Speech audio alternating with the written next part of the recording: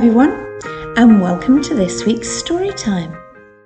Now, in today's story, Jesus and the disciples have been working very hard all day. And Jesus said to them, "Why don't we get in a boat and go across the lake?" Great idea, his friends thought. Quite a few of them were fishermen and they loved to go in boats. "Can you get in a boat like me? And shall we row across the lake?" Here we go. Oh, that's right. Get your oars working. Let's row across the lake. Well, if you've ever been in a boat, you'll know that as you go through the water, the boat rocks gently from side to side. And if, like Jesus, you're a little bit sleepy, then it's very hard not to just close your eyes and fall fast asleep. And that's just what Jesus did.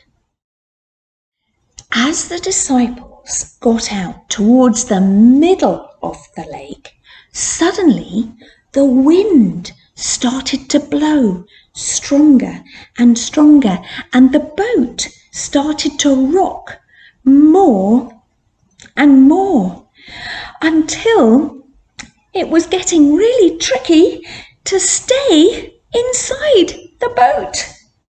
And the lightning flashed and the thunder rumbled. Can you make the thunder rumble with your feet? Here we go. It was so scary, and the disciples didn't know what they were going to do.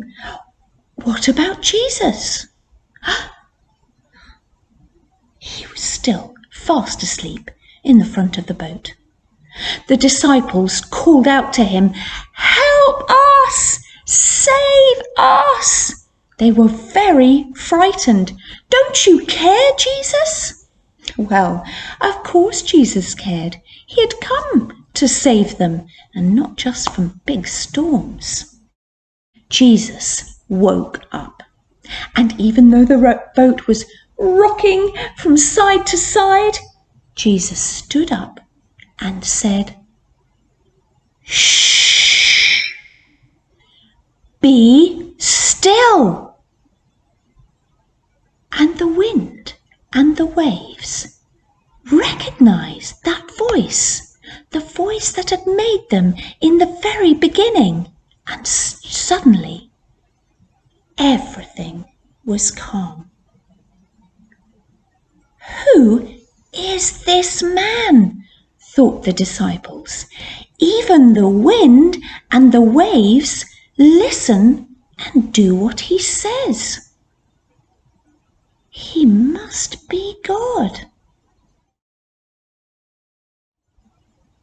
The disciples had forgotten that if Jesus was with them, it didn't matter how small the boat or how big the storm, they didn't need to be afraid.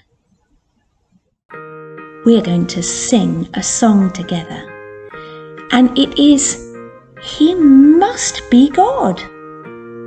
Join in if you can, and we'll see you again next time. Bye-bye. Jesus,